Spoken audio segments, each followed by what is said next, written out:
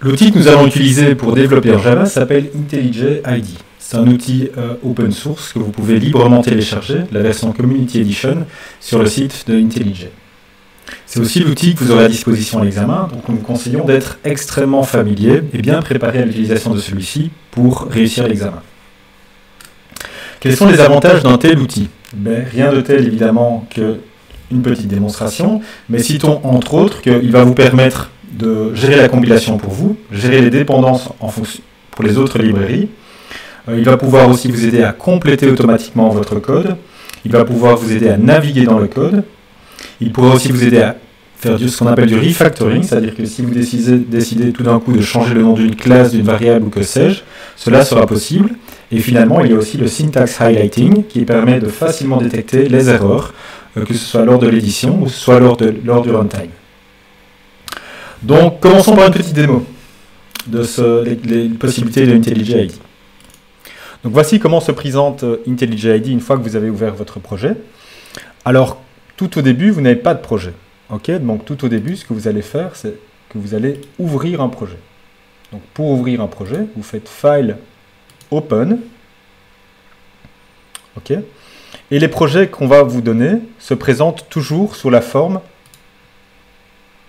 je vais aller ici, voilà, se présentent toujours sous cette forme-là. Donc vous avez le répertoire principal du projet, de l'exercice, et puis vous avez un fichier pom.xml, et vous avez source main Java qui contient les sources. Okay. C'est le fichier pom.xml que vous devez ouvrir. Okay, donc vous faites ouvrir ce fichier. Alors ici j'ai déjà un projet ouvert, donc IntelliJ me propose de remplacer l'ouverture. Je vais dire que je souhaite ouvrir en tant que projet ce nouveau projet. Voilà. Et je vais remplacer tout. Et je dis que c'est dans cette fenêtre-là que je souhaite ouvrir mon projet. Et voilà, vous voyez qu'ici IntelliJ est en train de construire les répertoires, faire la compilation, etc. Voilà, il a déjà terminé. Ceci contient tous mes fichiers sources. Celui-ci, je peux le supprimer. C'est un fichier que j'avais créé juste avant, avec la compilation manuelle. Voilà. Donc, commençons par les erreurs. Imaginons que j'oublie un point-virgule. Voilà, j'oublie un point-virgule. Vous voyez qu'IntelliJ, ici, me dit point-virgule expected. Donc déjà, ça, c'est une aide lorsque je suis en train de éditer mon code. La méthode main, vous vous souvenez que j'avais pas dû l'écrire en fait, j'avais tapé avec le raccourci PSVM et il l'avait écrite pour moi. Ok, il l'avait complété pour moi. Pareil pour un système.out.println, si vous voulez afficher quelque chose, j'écris south et vous voyez que j'ai la complétion, il me propose toute une série de choix. Ici, je prends celui-là et hop, je peux afficher quelque chose. Imaginons qu'ici, j'appelle la méthode add ci-dessous. Et que par la suite, je souhaite renommer add. Vous allez dire, c'est embêtant. Peut-être que je n'ai pas envie de la renommer parce qu'alors je devrais changer son nom ici et son nom ici. IntelliJ me permet de faire ça. Il suffit que je fasse clic droit, refactor, je la renomme et je l'ajoute par exemple, je la renomme en addition. Et vous voyez que ça change des deux côtés à la fois. C'est magique. Un autre avantage de IntelliJ, c'est qu'il vous permet de débugger. Ok, donc imaginez par exemple ici que je crée une variable a égale 2, puis j'augmente la valeur de cette variable, je l'augmente encore, etc. Si je veux débugger mon programme et voir un peu ce qui se passe sans pour autant afficher des printlines, je peux le faire. Il suffit ici que je double-clique dans la colonne à la ligne correspondante, et je vais exécuter mon programme. Donc ici, je vais faire ça. Plutôt que de faire run, je vais faire debug.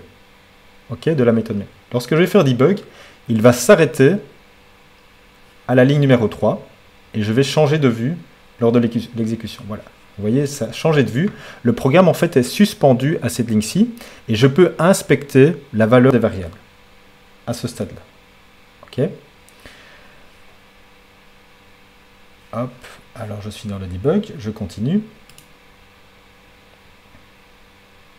Hop, je vais le relancer. J'ai malheureusement été trop vite. Voilà.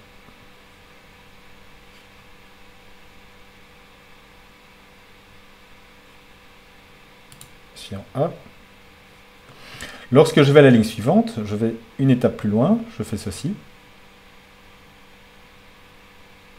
Là, step over. Je me retrouve à la ligne suivante. Donc maintenant, le programme est suspendu une ligne plus loin.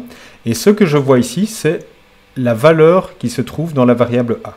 Et donc ça, c'est très pratique. Je peux aussi utiliser cet inspecteur-ci. Vous pouvez inspecter tous vos objets de cette manière-là et ainsi comprendre d'où vient l'origine d'un bug, par exemple. Okay, donc je continue, et là, je peux vraiment exécuter mon programme ligne par ligne et même rentrer dans les méthodes si je le souhaite. Okay. Donc ça, c'est pour le debugger. C'est un outil extrêmement utile que vous pouvez apprendre à maîtriser pour mieux débugger vos programmes en Java.